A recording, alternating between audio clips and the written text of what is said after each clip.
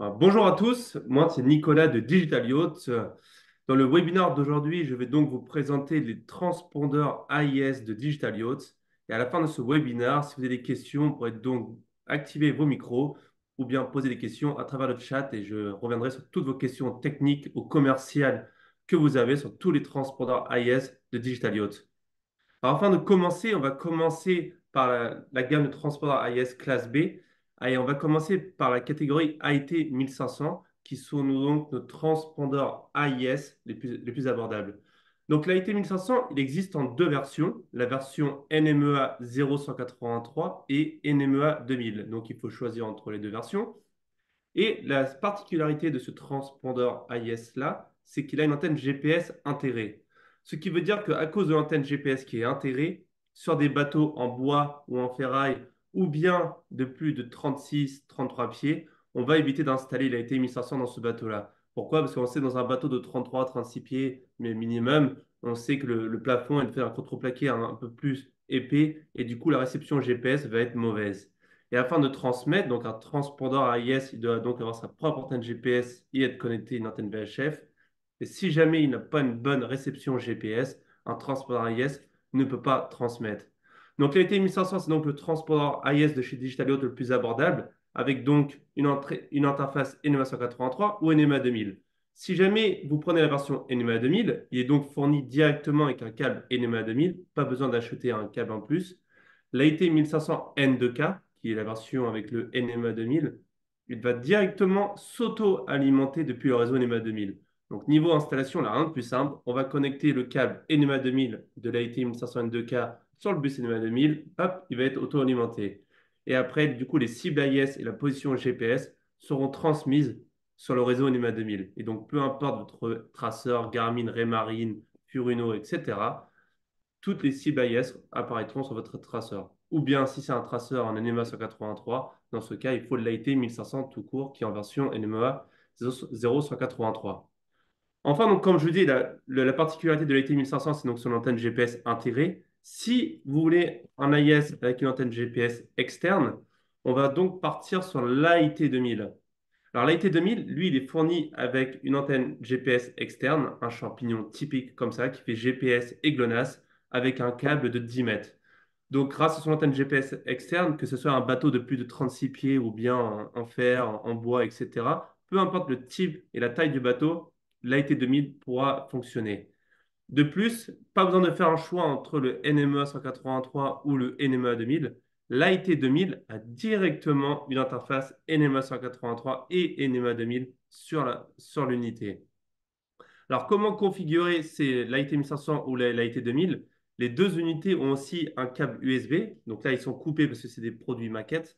Mais il y a un câble USB qui va sortir de l'appareil, comme sur l'AIT 1500.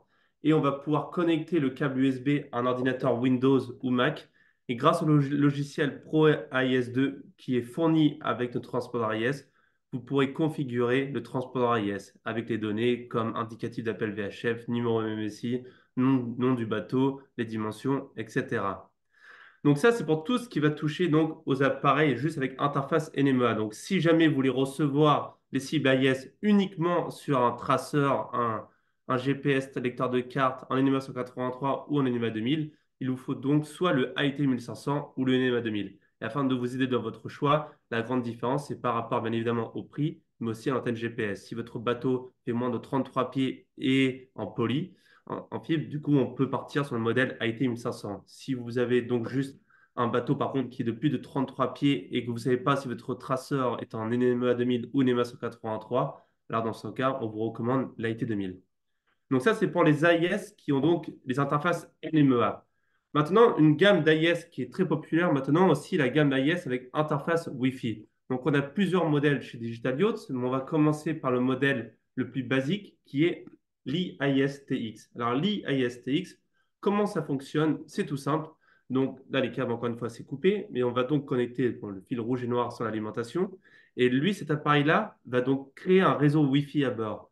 Quand on dit Wi-Fi à bord, ça n'a rien à voir avec Internet. N'essayez pas de vous connecter à des sites comme Google, Facebook, etc. Ça ne fonctionnera pas. C'est un protocole de communication. Et grâce au réseau Wi-Fi intégré, on va donc pouvoir transmettre toutes les cibles AIS ainsi que la position GPS sur des applications populaires comme Navionics, Weather 4D, Time Zero, TZiBot, Aquamap, OpenCPN, Adrena, etc. Il y a vraiment des centaines d'applications, des logiciels de navigation. Et tous nos AIS, d'ailleurs, sont compatibles avec tous les logiciels et applications de navigation sur le marché. Et grâce à ça, vous allez donc pouvoir recevoir en temps réel les cibles AIS et la position GPS sur votre table. Alors, petite indication, grâce au Wi-Fi intégré de nos transpondeurs AIS, vous pouvez connecter 7 appareils dessus, donc 7 tablettes, PC, smartphones, etc. Enfin, l'ISTX existe aussi dans une deuxième version, qui est la version Plus, donc IISTX Plus. La différence de l'ISTX Plus par rapport à l'ISTX, comme vous pouvez le constater, c'est donc le câble NMA 2000. Alors, qu'est-ce que va faire le câble NMA 2000? C'est tout simple. Il va donc pouvoir se connecter aussi à un réseau NMA 2000. Et en plus de recevoir les cibles AIS et positions GPS sur une tablette, un PC, etc., vous pourrez aussi recevoir en même temps les cibles AIS et la position GPS sur un traceur de cartes qui est connecté au bus NMA 2000. Par contre, ce qu'il faut bien noter, c'est que le câble NMA 2000 ne récupère pas de données, ce qui veut dire que la Wi-Fi ne va pas transmettre les données des équipements connectés au bus NMA 2000. Donc la sortie, l'interface NMA 2000 est uniquement une sortie, donc il va juste uniquement transmettre la position GPS et les cibles AIS. Alors pourquoi la Wi-Fi ne diffuse pas les données NMA 2000? C'est tout simple, parce que toutes les applications et logiciels de navigation ne peuvent pas lire les données NMA 2000.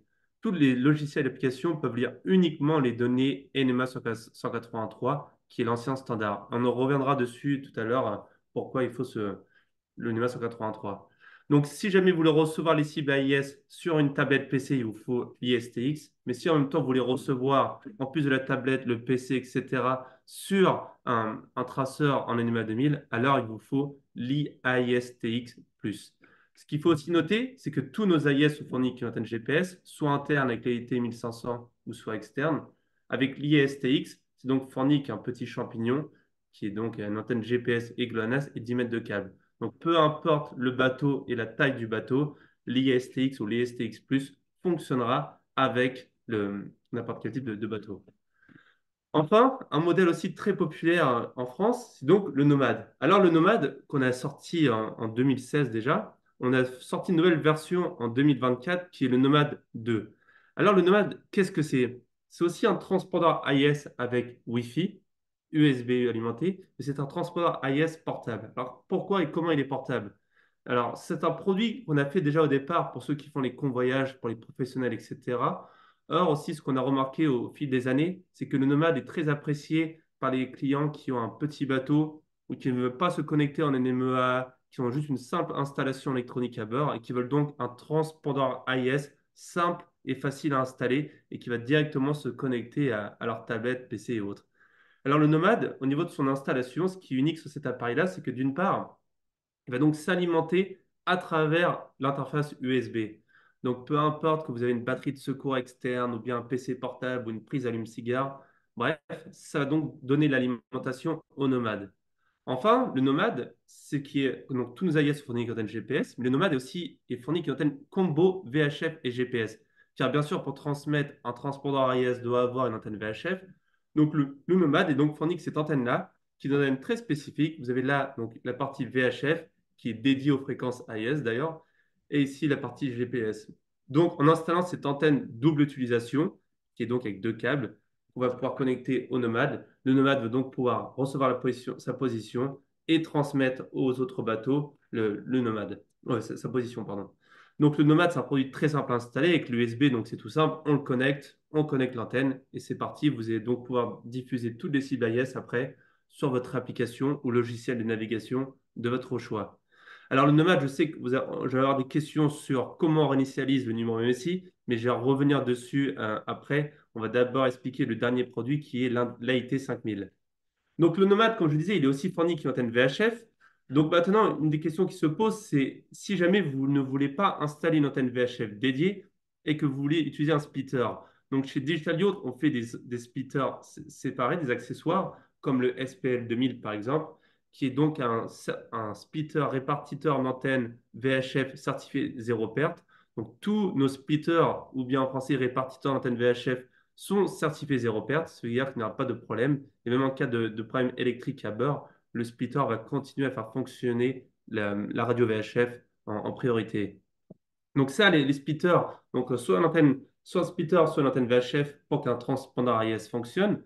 Donc si jamais vous ne voulez pas utiliser une antenne VHF dédiée et que vous voulez un splitter, on a donc l'IT 5000 qui est donc le modèle le plus complet des AIS sur le marché. Et donc l'IT 5000, c'est donc un transpondeur AIS avec directement un splitter d'antenne intégré, certifié zéro perte qui est intégré. Donc c'est tout simple, on va donc déconnecter l'antenne VHF de la radio VHF. On va se connecter ici. Il est fourni qu'un câble coaxial qui repart à la radio VHF. Aussi, il y a une sortie pour les radios FM. Et avec, comme c'est un transpondeur AIS, il est fourni son champignon pour donc l'antenne GPS. Et donc, l'IT 5000, en plus de ça, il a toutes les interfaces NMA 2000, NMA 183 et la Wi-Fi. Et ce qui est intéressant aussi de noter sur la Wi-Fi de l'IT 5000 par rapport à nos autres modèles, c'est qu'il a ce qu'on appelle un multiplexeur NMA 183 intégré. Ce qui veut dire que si vous connectez l'IT 5000 à vos équipements NMA 183, vous pourrez donc recevoir toutes les données de vos instruments NMA 183 à travers la Wi-Fi. Donc la Wi-Fi va donc diffuser toutes les données AIS, GPS, mais aussi NEMA 183. Donc, et comme je vous disais tout à l'heure, toutes les applications et logiciels de navigation ne peuvent pas lire les données NMA 2000, ils peuvent uniquement lire les données NMA 183. Donc, si vous voulez aussi que l'IT 5000 diffuse les données de votre réseau NMA 2000, dans ce cas, c'est tout simple. Vous ajoutez un simple convertisseur NMA 2000, NMA 183, comme le e-convert de chez Digital Yacht. Et avec un convertisseur comme le e-convert, on va convertir toutes les données NMA 2000 et on va donc les convertir dans un format NMA 183 et qu'on connectera directement à l'entrée NMA 183 de l'IT 2000. Et en faisant cela, donc la conversion est bidirectionnelle, ce qui veut dire que toutes les données seront diffusées à des logiciels comme TZ iBot, etc. Bref. Et après, depuis votre logiciel ou application de navigation, vous pouvez aussi renvoyer des données vers vos équipements en NMA 183 ou NMA 2000 si vous avez un convertisseur. Par exemple, vous pourrez envoyer toutes vos données de votre route directement sur votre GPS, recevoir les données de route, ou même les pilotes automatiques avec certains logiciels. On peut envoyer des commandes à un pilote automatique depuis un logiciel ou une application de navigation. Donc l'IT 5000, c'est donc vraiment le transport AIS le plus complet sur le marché, donc splitter, NMEA et Wi-Fi intégré. Mais aussi, il y a une particularité que maintenant, je voudrais revenir dessus. Depuis tout à l'heure, je vais vous montrer que des transpondeurs AIS classe B 2 watts. Mais l'IT 5000 est aussi un transpondeur AIS classe B plus 5 watts. Alors, qu'est-ce qu'un classe B plus ou un classe B ou même un classe A? Alors, donc, il y a trois catégories de AIS sur le marché. Donc, pour tout ce qui est cargo, bateau de pêche, navire professionnel, etc., on va donc avoir un transpondeur AIS classe A, que je ne vais pas vous montrer aujourd'hui parce que c'est pour la catégorie professionnelle. Donc, un transpondeur AIS classe A a une puissance de 25 watts. Et dessus, on va devoir mettre toutes les données du navire, comme par exemple le nombre de personnes à bord, la destination, etc., le type de navigation. Et il va transmettre donc bien sûr plus puissant et surtout plus rapidement à cause de la puissance de l'antenne. Et au niveau de la plaisance, donc dans les années 2005-2008, les premiers AIS classe B, donc pour la plaisance, ont été sortis sur le marché. Et comment ça fonctionne? Donc un AIS classe B, lui, ça va transmettre toutes les 30 secondes. Donc c'est une puissance de 2 watts et non de 25. Et avec cette puissance de 2 watts, un transpondeur AIS classe B va transmettre la position, les dimensions du bateau, la vitesse, etc. toutes les 30 secondes. Cependant, le problème d'un AIS classe B, c'est que le système utilisé pour la transmission des bateaux, dans les endroits avec énormément de bateaux, comme par exemple en sortie du port du Havre, dans les détroits de Singapour, etc., s'il y a trop de navires utilisant des AIS classe A, un AIS classe B peut parfois ne pas transmettre sa position parce qu'il n'a pas assez de place, si vous voulez, sur le système de transmission pour transmettre sa position. Enfin, avec des logiciels comme Marine Traffic, par exemple, ou Vessel Finder, vous pouvez voir maintenant que des bateaux sont suivis par satellite. Et avec un AIS classe B, ce n'est pas possible parce que ça ne donne pas assez de puissance. Donc en 2019, il y a une nouvelle classe d'AIS qui est sortie, qui est donc la classe B+. Un classe B+, donc ça dépend des marques. Il y en a qui vont appeler ça SOTMA, qui est le nom, le système de transmission, ou bien juste AIS 5 watts, AIS classe B+, ça dépend. Donc nous, chez Digital Yacht, on appelle ça un AIS classe B+. Donc un AIS classe B+, comme l'IT 5000, c'est quoi la différence par rapport à un AIS classe B? c'est que la grande différence déjà, c'est que la puissance est différente. Un AIS classe B+, va donc à une puissance de 5 watts. Et un AIS classe B+, va transmettre jusqu'à 3 secondes, toutes les 3 secondes. Alors ça, attention, ce qu'il faut prendre en compte aussi, c'est que la vitesse de transmission, elle est en fonction de la vitesse du bateau. Donc ça, vous pouvez regarder sur notre site, on a tous les schémas de description d'un classe B+. Et si vous êtes à plus de 9 nœuds ou 12 nœuds, vous allez commencer à transmettre toutes les 3 secondes au lieu de 15. Et après, c'est 30 secondes si vous êtes à moins de 6 nœuds. Donc, c'est sûr que sur certains voiliers, la vitesse de transmission entre un classe B+ et un classe B n'aura pas d'impact. Ça restera à 30 secondes, mais sur des bateaux rapides, etc., un AIS classe B+ va transmettre très rapidement la position. Et ce qui est aussi important de prendre en compte, c'est que même si vous avez un voilier, par exemple, vous voulez faire le tour du monde, avec un AIS classe B+, vous pouvez après payer des sites comme Marine Traffic, Vessel Finder pour être suivi par satellite. Et ça, grâce à un AIS classe B+, quand vous êtes à 5 watts, vous avez assez de puissance pour pouvoir être reçu par les satellites de suivi des logiciels comme Marine Traffic et Vessel Finder. Et grâce à ça, du coup, vous allez donc pouvoir être suivi directement sur les sites Internet, peu importe où ce que vous êtes dans le monde et peu importe où vous êtes au milieu de la mer. Parce que si vous ne êtes pas suivi par satellite, dans les sites comme Marine Traffic, vous transmettrez votre position uniquement à travers la portée VHF. Donc bien sûr, la portée VHF, ça dépend si on utilise un splitter, en antenne VHF, mais pour un classe B ou un classe B+, c'est une quinzaine, vingtaine de milles nautiques maximum.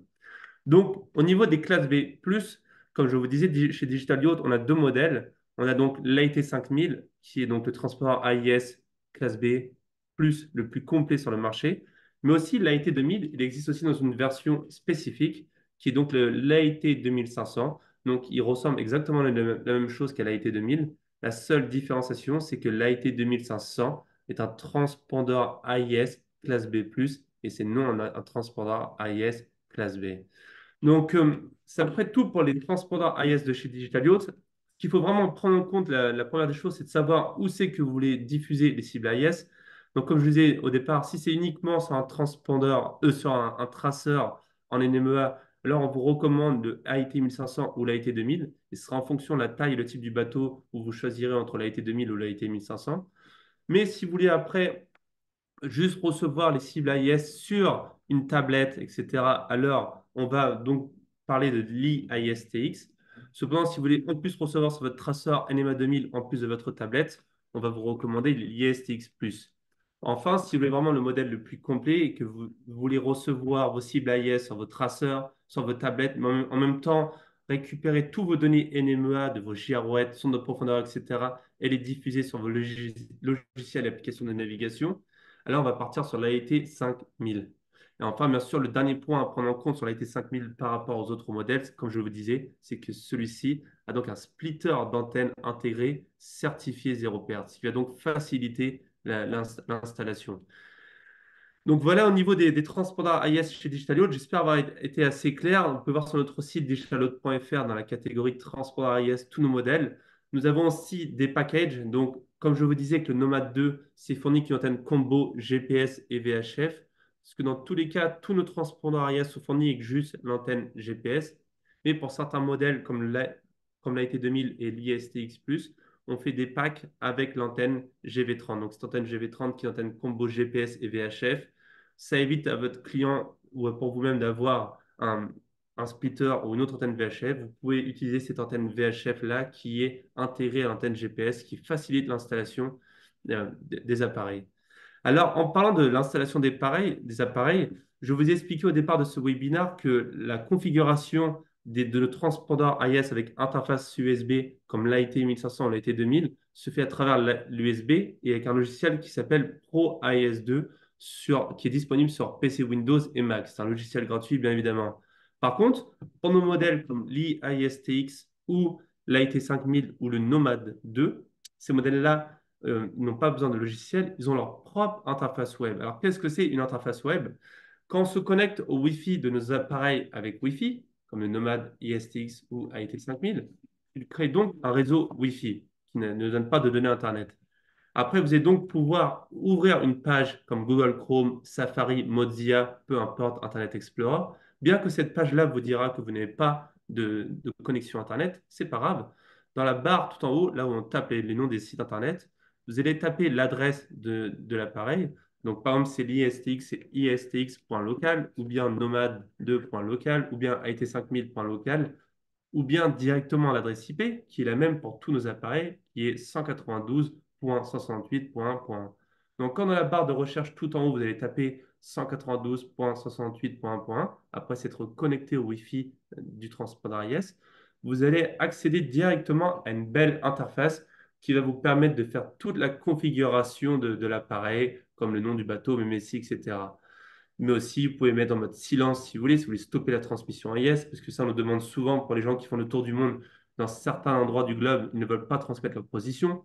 Donc, à travers l'interface web, on peut mettre l'AIS en mode silence. Ça vous évite de faire un branchement filaire pour mettre un petit bouton pour stopper la transmission AIS. Ou bien, si vous avez plusieurs réseaux Wi-Fi à bord et que vous ne voulez pas un réseau Wi-Fi supplémentaire avec cette interface web-là, vous pourrez directement fusionner le réseau Wi-Fi de l'AIS à travers un routeur Wi-Fi existant. Donc, c'est assez rapide à faire et c'est tout simple. Pendant le webinaire, bien sûr, je ne peux pas vous montrer l'interface web, mais si vous allez sur notre site Digital Yacht, si vous allez sur les pages de l'ISTX ou de l'IT5000 ou du Nomad, vous pourrez voir à quoi ressemble cette interface web.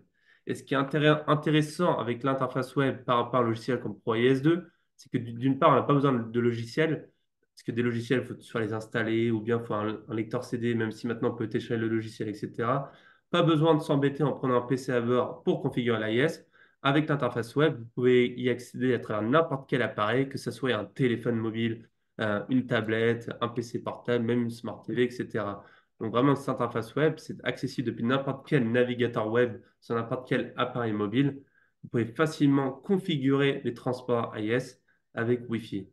Donc maintenant, j'ai fini toute la partie sur les transports AIS de chez Digital Yacht. Vous pouvez bien évidemment nous contacter à travers notre site digital.fr ou bien par téléphone ou par email afin qu'on puisse mieux vous conseiller si vous avez besoin si vous avez d'autres questions concernant les transports AIS de chez Digital Yacht. On a une gamme assez large, qui est sûrement la plus large possible en tant que fabricant, mais c'est vraiment pour répondre à tout type de besoins en fonction des AIS.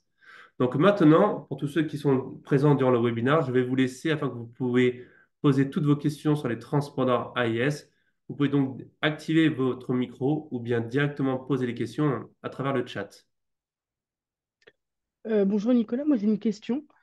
Quel est le désavantage d'un AIS classe B+, 5 watts? Ok, très bien, très bonne question. Alors, un AIS classe B+, ou bien 5 watts, ou bien SOTMA, ça dépend du nom auquel on les appelle. Un des premiers points, bien sûr, c'est le prix. Il y a une différence de prix entre un AIS classe B et un AIS classe B+. Ça peut aller de 100 à 200 euros. On voit le modèle l'AT 2000 par rapport à l'AT 2500. On pourrait voir la différence des prix sur les sites. Après, outre le prix, l'autre inconvénient est bien évidemment la consommation électrique. Parce qu'un AIS classe B a une puissance de 2 watts, alors qu'un AIS classe B+, a une puissance de 5 watts. Donc, par exemple, si on prend le cas d'un AIT 2000, un AIT 2000 a une consommation électrique en 12 volts à environ 200 milliampères, ce qui est infime d'ailleurs, alors que la version 5 watts plus, donc l'AIT 2500, a une consommation d'électrique d'environ 450-500 milliampères. Donc, bien sûr, pour les voiliers ou autres qui font attention à leur batterie à beurre et qui ont une consommation électrique assez limitée, surtout pour un voilier auquel la vitesse ne dépassera pas les 6-8 nœuds et qui du coup ne verront pas une différence en termes de vitesse de transmission de leur position, il n'a pas besoin de partir sur un AIS classe B+, vous pouvez rester sur un AIS classe B. Et dans ce cas, vous avez donc du coup une plus basse consommation électrique avec le transpondeur AIS.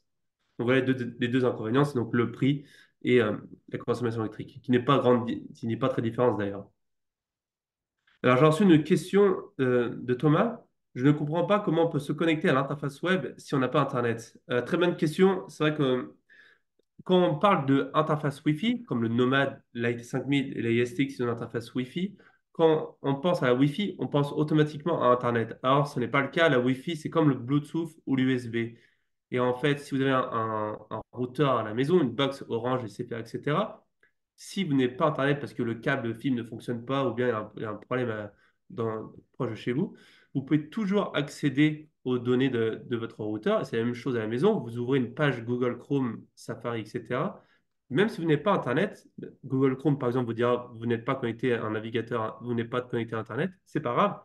Tout en haut, dans la barre de recherche, On va donc taper l'adresse IP du produit qui est toujours 192.68.1.1 et on va donc pouvoir accéder directement à l'interface web. Et donc, c'est tout simple, pas besoin d'avoir Internet pour accéder à l'interface web. Donc, même si vous êtes au milieu de la mer, ne vous inquiétez pas, vous pourrez simplement accéder à cette belle et simple interface web. Merci Thomas pour cette question. J'ai une prochaine question de Monsieur Jean Benoît. Alors, ils sont tous émetteurs-récepteurs. Oui, ils sont tous émetteurs-récepteurs. Avant, on a toujours une gamme de récepteurs AIS uniquement, mais je ne vous cache pas que maintenant, on vend très peu de récepteurs AIS uniquement. Les gens partent directement avec des émetteurs et récepteurs. Mais si jamais vous voulez, par exemple, les ISTX, tous nos modèles qu'on a ici, si vous ne rentrez pas le numéro MSI, ils ne vont donc pas transmettre, ce qui veut dire qu'ils fonctionneront uniquement en tant que récepteurs AIS. On a beaucoup cette demande, beaucoup de questions sur le nomade de certains professionnels qui nous demandent, on ne veut pas qu'ils transmettent. Puis c'est pas grave, vous ne le configurez pas. Lui, il fonctionnera en tant que récepteur uniquement. Mais par contre, si vous voulez voir nos autres récepteurs AIS, on a des modèles plus simples, comme le l'AIS 100, qui est disponible sur notre site digitalload.fr ou bien dans le catalogue. D'autres questions? Oui, une autre question. Peut-on utiliser l'antenne GPS déjà installée dans le bateau pour le transpondeur AIS? Non, non, non, pas du tout. Je sais que ça, c'est un point, des inconvénients des AIS, c'est qu'il faut brancher leur propre antenne GPS qui est fournie avec. Alors, il faut bien noter d'ailleurs que chez Digitalio, nous, tous nos transpondeurs AIS sont fournis avec leur propre antenne GPS, ou voire dans certains cas avec l'antenne combo VHF et GPS. C'est important de le noter, nous, il n'y a pas de frais supplémentaires, c'est toujours fourni avec. Donc non, c'est différent parce que les antennes GPS utilisées par les AIS, c'est ce qu'on appelle les antennes GPS passives et non actives qui utilisent des satellites différents de ceux utilisés pour les traceurs, etc. Et donc, du coup, avec ces antennes GPS-là, ou bien GPS GLONASS d'ailleurs, et Galileo bientôt, quand le Galileo sera fini de déployer à 100%, ces antennes-là doivent être installées sur les AIS. C'est la loi qui est comme ça. Tous les transpondeurs AIS doivent avoir leur propre antenne GPS.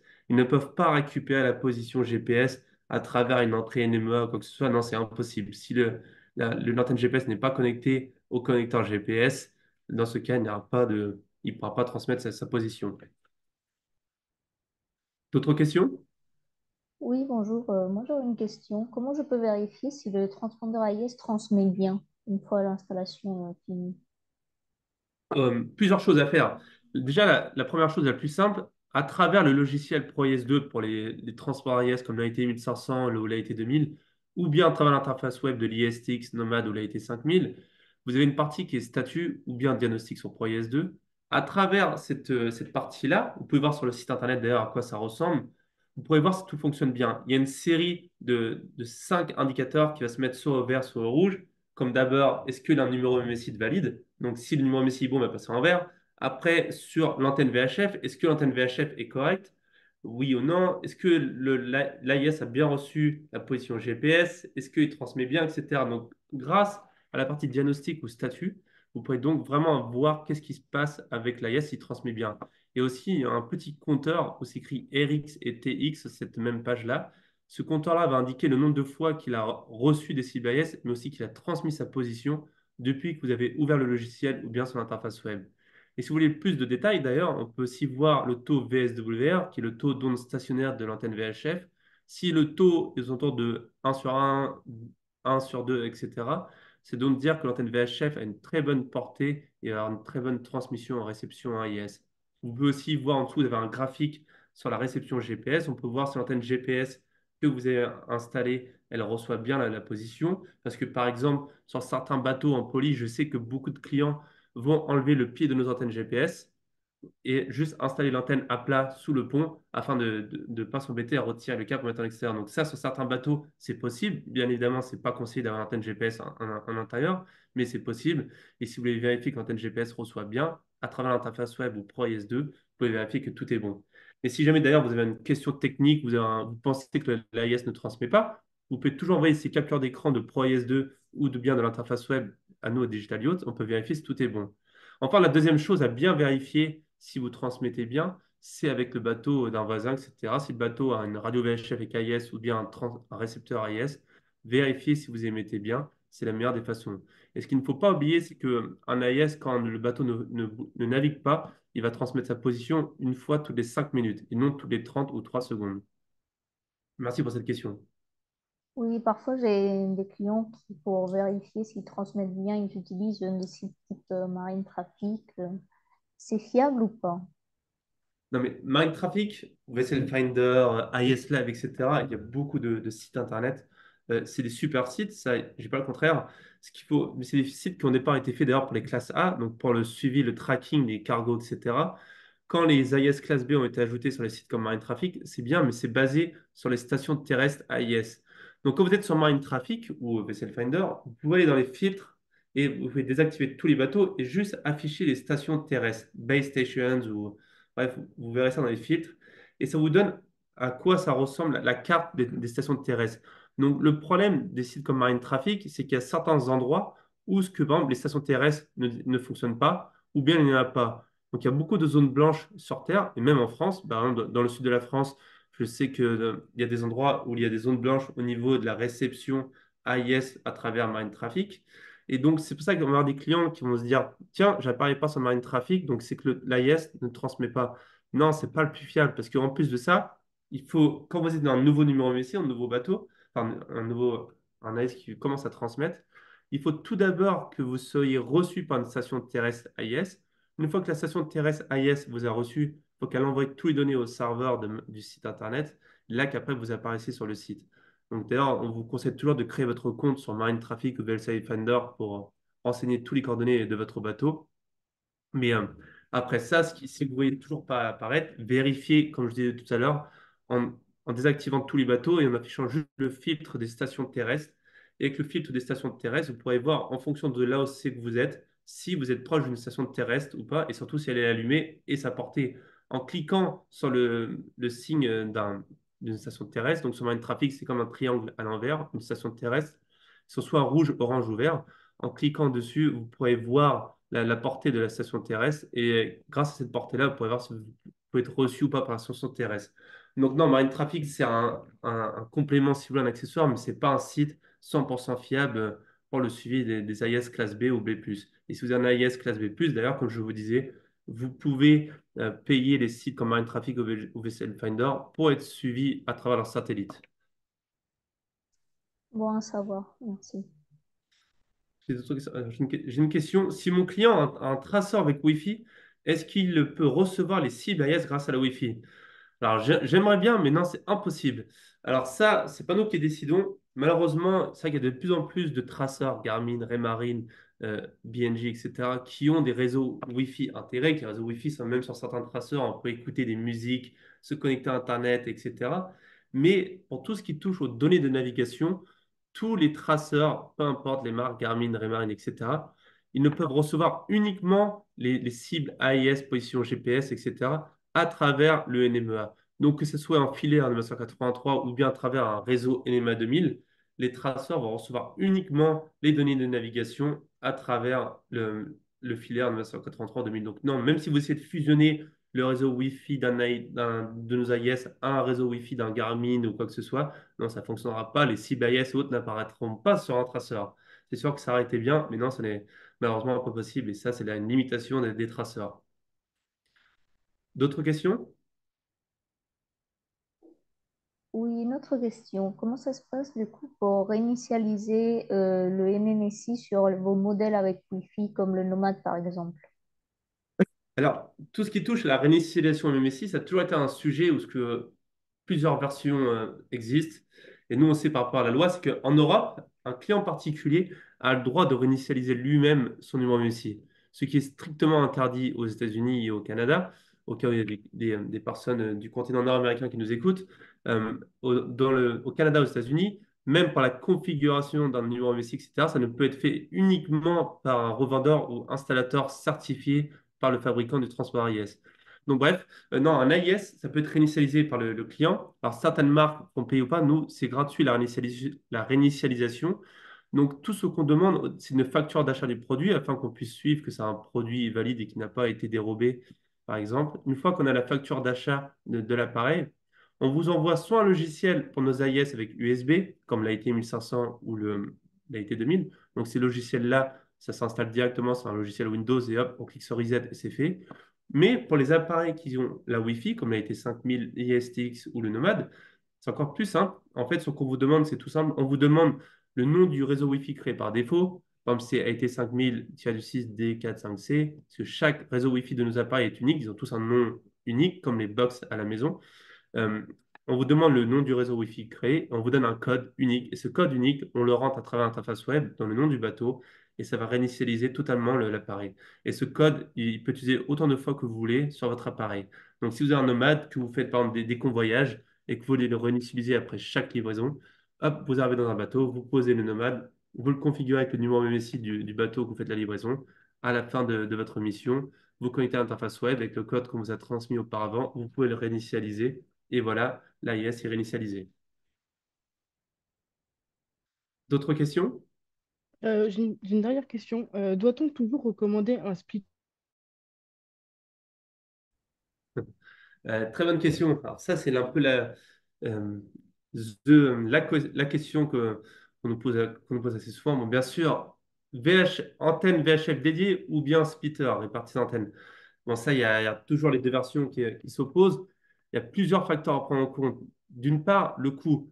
Alors, déjà, ce que je notais en parler là-dessus, c'est qu'il faut faire attention sur le marché. On en voit de moins en moins, mais il y avait beaucoup de répartiteurs d'antennes VHF pas certifiés, des répartiteurs d'antennes VHF à bas coût qui existaient dans les 80, 100 euros, etc., voire même un peu moins. Ces répartiteurs d'antennes-là ne sont d'ailleurs même plus légaux dans certains pays parce que ça ne sont pas du tout actifs. Ça crée beaucoup de problèmes avec les transports AIS et avec les radios VHF. Il y a même des cas avec certaines marques de répartiteurs VHF à bas coût qui ont carrément fait brûler des radios VHF. Donc, ce qu'il faut, si vous voulez vraiment utiliser un splitter, il faut utiliser des splitters certifiés zéro perte, donc des splitters actifs, comme les splitters de chez Digital Yacht. On n'est que quelques marques à faire des splitters actifs certifiés zéro perte. Donc, c'est tout simple, on se connecte, ils sont directement alimentés sur le 1224, ce qui va donner la même puissance égale pour la sortie pour le transport AIS, mais aussi pour la radio VHF. Donc, la première des choses, pourquoi est-ce qu'il faut une antenne VHF ou un splitter? Donc, le premier point à prendre en compte, c'est le prix. En moyenne, un splitter certifié zéro perte, c'est minimum 300 euros. Alors, un antenne VHF dédié, on peut en trouver dans 80, 100 euros. Donc, ça, c'est le premier point. Après, la portée. En tête de mât, on ne peut pas mettre il faut avoir un espacement de minimum 1,50 m. Certains disent 1 m, d'autres 2 m. Nous, on recommande 1,50 m. Mais bref, entre deux antennes VHF, horizontalement ou verticalement. Donc, bref, en tête de mât, on ne peut pas mettre deux antennes VHF. Donc, certaines VHF-là, pour un AIS, souvent les gens les mettent sur un balcon, portique, etc. Donc, bien sûr, avoir une antenne VHF sur un balcon, portique arrière, par rapport à tête de mât, on n'a pas la même portée. Donc, en utilisant par exemple cette petite antenne-là qui est fournie avec le Nomade, c'est une petite antenne VHF dédiée aux fréquences AIS, si vous êtes au niveau de la mer, vous avez une portée d'environ 6-8 000 nautiques. Or, en utilisant un splitter, on va donc utiliser l'antenne VHF en tête de mât, on a une portée d'environ 15-20 000, voire même plus. J'ai reçu des portées beaucoup plus pour certains clients. Donc, l'autre grande différence entre le splitter et l'antenne VHF dédiée, c'est donc la portée. Après, un troisième point important, et ce qu'on aime beaucoup dans la navigation, c'est la redondance de l'électronique. Donc, si jamais, pour X ou Y raison, l'antenne VHF en tête de mât ne fonctionne plus, ce qui est bien quand qu'on a une antenne VHF dédiée à l'AIS, c'est qu'on peut facilement déconnecter l'antenne VHF du transport AIS et la connecter sur votre radio VHF. Donc, avoir une deuxième antenne VHF, ça permet vraiment d'avoir la redondance pour l'électronique. Donc, vraiment, VHF dédié au splitter, ça dépend de vous, de votre budget, de la portée que vous voulez, aussi de la technicité, si vous voulez la redondance ou pas.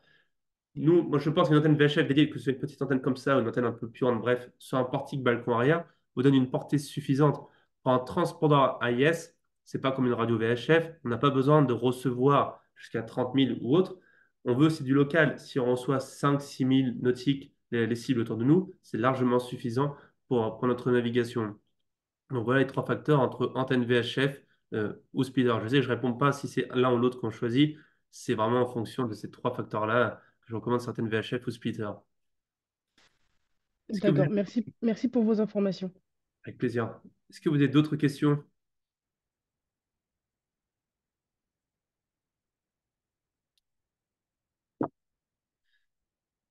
Si vous n'avez pas d'autres questions, je pense que ça va être tout pour aujourd'hui. Pour moi, super. Et bah donc, je vous remercie à tous pour aujourd'hui. Si vous avez des questions autres après le webinaire, n'hésitez pas à nous contacter par téléphone au 01 70 70 92 50 ou bien par email à l'adresse suivante commercial@digitalyacht.fr. N'hésitez pas à vous rendre sur notre site digitalyacht.fr, voir notre gamme transpondeur AIS. Vous pourrez voir tous les transpondeurs AIS des Digital Yacht. Si vous avez des questions spécifiques sur des choses que je n'ai pas parlé, comme par exemple les balises Ayton, les stations terrestres, les SART, etc., les MOBI, parce que l'univers AIS est très large. Et dans cet appel, on a uniquement discuté des transports AIS. N'hésitez pas à nous contacter par email ou par téléphone et je peux vous expliquer sur tous les points qui touchent à l'AIS. Chez Digitalout, on est un des plus grands fabricants d'AIS, pas que dans les transports AIS, mais aussi pour les Ayton, les stations terrestres, les balises MOBI, les balises SART, etc. Donc, on a toute la technicité sur tout ce qui touche à l'AIS. Dans tous les cas, je vous remercie pour aujourd'hui et à très bientôt pour un nouveau webinaire.